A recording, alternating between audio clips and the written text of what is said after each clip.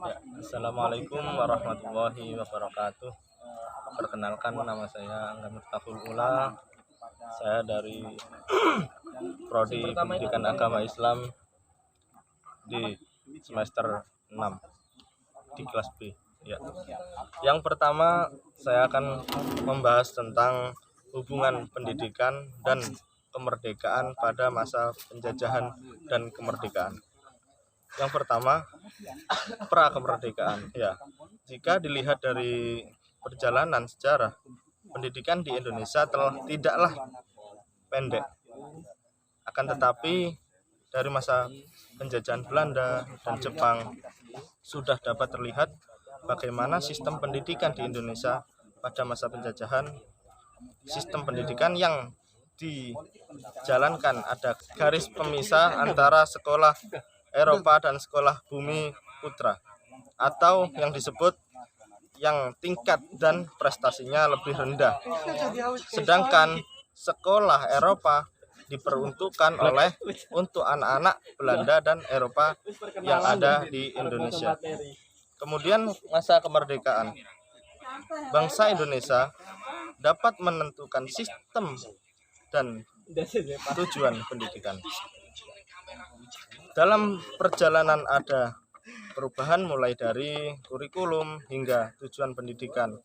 Tujuan pendidikan nasional Indonesia telah mengalami 5 kali perubahan. Tujuan pendidikan nasional pada awal masa kemerdekaan dan penanaman jiwa patriotisme. Ya.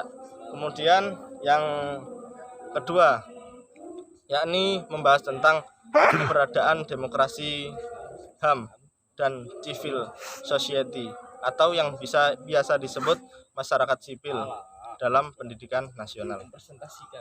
Yang pertama, demokrasi berasal dari bahasa Yunani. Demos berarti rakyat dan kerajaan. Civil society, ya.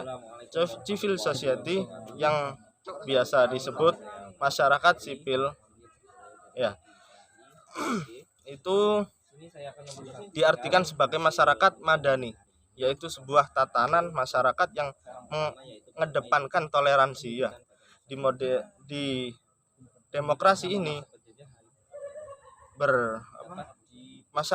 ketika bermasyarakat adanya toleransi dan menghargai akan adanya pluralisme atau kemajemukan.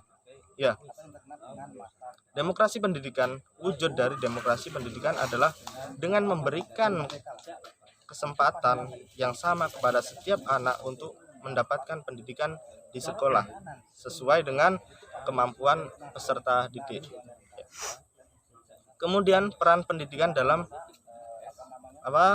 mewujudkan masyarakat sipil, yakni dalam ilmu politik, konsep civil society telah mulai dikembangkan oleh para filosof zaman Yunani klasik.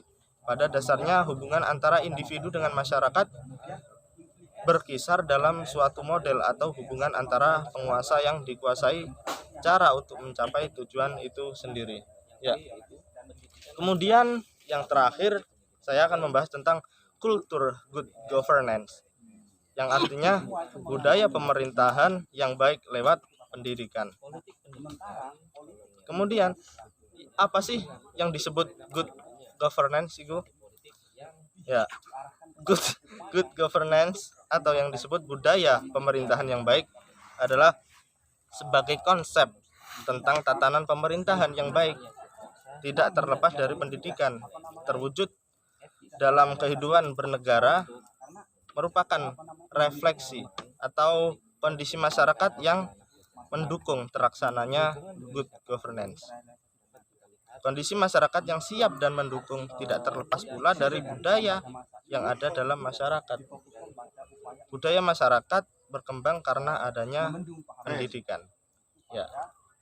Kemudian ketika good governance dalam perspektif demokrasi, maka pada dasarnya merupakan hasil dari masyarakat atau setidaknya cerminan dari masyarakat. Demokrasi sebagai suatu sistem pemerintahan diangkat sebagai sistem pemerintahan merefleksikan atau sifat-sifat yang bermasyarakat. Baik atau buruknya masyarakat akan menentukan baik tidaknya kinerja pemerintahan. Kalau pemerintahannya kita korupsi ya tidak efisien. Misalnya harus diletakkan dalam konteks masyarakat, bahwa itu semua merupakan cerminan dari masyarakat itu sendiri.